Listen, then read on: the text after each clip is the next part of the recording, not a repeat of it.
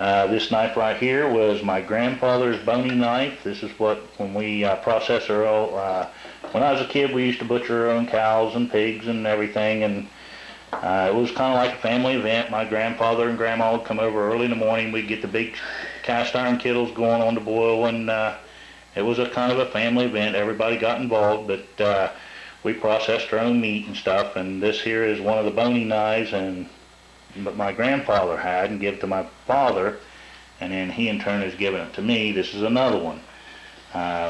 These are some really old, I'd say, but these knives here are probably close to 50, at least 50 years old.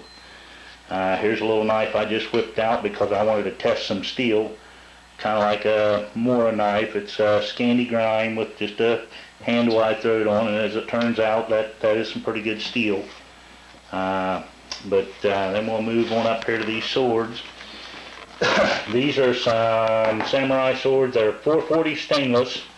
They're not the high dollar carbon steel, but they are of good quality. They're not like the cheap ones they make nowadays. This is a hardened steel, 440 stainless steel.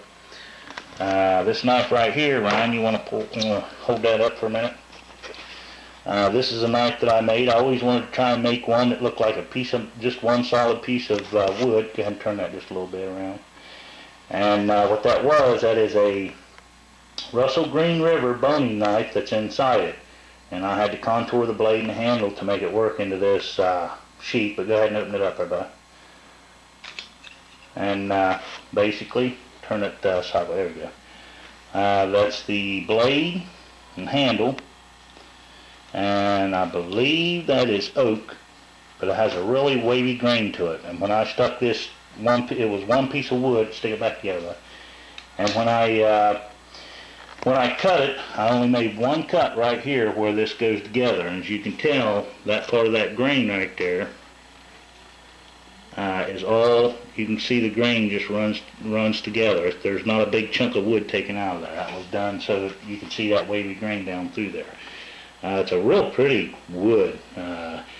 You find pieces of wood like that every now and again, and you know, that have a lot of character. It's really pretty like that, and that's the one I found for that knife. Let's see, moving up to the Mora knife. Now, this is, I believe, a model 511. Alex and Ryan both have one of these. Of course, Ryan prefers that United States Air Force knife. He even carves with that and everything, which that Mora is probably a little better at carving. The reason I didn't get these knives because all the bushcraft community has them and everything else. That was part of it. It told me that they were obviously a good knife, good steel. They are an excellent knife. The Mora knife is an excellent knife. It only costs like $10, which is relatively cheap. There's a guy on the internet, I can't think of his name right now, but he does destruction tests on knives. He'll take, any of these marine knives, and the knife here in a little bit, that SRK, and he will take them till he destroys them. I mean, he hammers on them with sledgehammers, cut through concrete, and watching him do that video on that Mora was really impressive. And I thought, well, an 8-year-old, 13-year-old, what better knife to start out with than a knife that is really hard to destroy, because there's going to be whoopses and mistakes made when they use a knife. It's going to happen. I did it when I was a kid, and I'm sure you guys know what I'm talking about. It's just, you make little mistakes, you hit a piece of rock with it or whatever, and but that black you see right here is just a piece of inner tube that I guess they call a Ranger band. It's on there so that it'll get a little bit of grip. And as you can tell, turn that right like that, bud. Well, that is a Mora made in Sweden. It is carbon steel blade, and they will take on a antique finish or whatever, a patina. The tool that I carry every day is this Leatherman Super Tool. Now, I've owned 2 of these, and I'll tell you, this one has a saw on it. That saw is just, it's just amazing. If you deer hunt and you want to cut through the pelvic bone or the breastbone, that saw just goes right to town.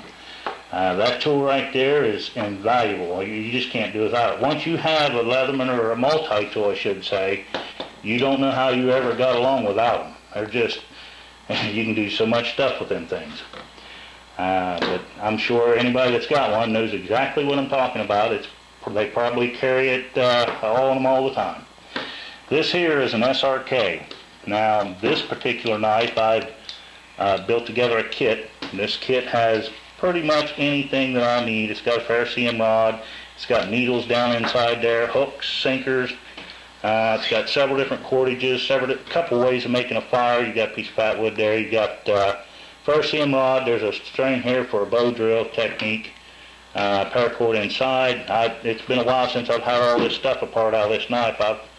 I know there's needles and threads and spider wire, which I use for fishing string. But this knife, just to give you an idea, this knife has had some real battle wounds. I've batoned probably a cord, or it's hard to tell how many cords of wood I've batoned with this thing. This is the actual cold steel made in USA. It's the Carbon V, made in USA. I've heard they no longer make this in the United States, and the quality has really gone downhill on these knives. I had this knife for quite a while.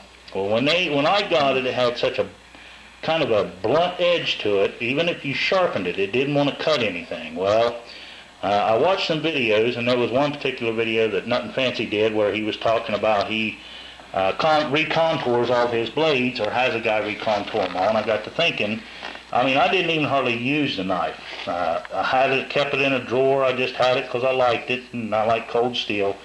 But then I took a file to it and went ahead and raked that edge back a little bit to give it a better cutting, and I'll tell you what, that made the whole difference of this knife right here, and it just doesn't cut very good. That, and I also watched the destruction test of that knife. On that, if you guys, I'm sure you can type in destruction of knives or something like this and find that guy's website. He has a hockey mask on, and I believe I know why it's on there. It ain't so you don't see his face, it's to keep them splinters of steel, concrete, and everything else from getting into his face.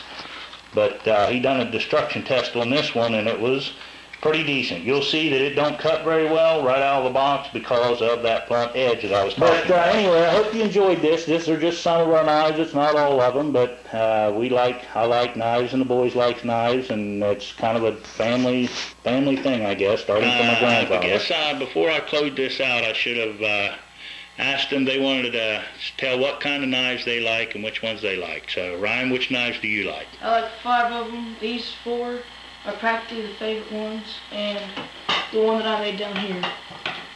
Okay, and then which one do you usually take in the woods when you go? This one. The United States Air Force knife. Okay. Alex, which one do you like?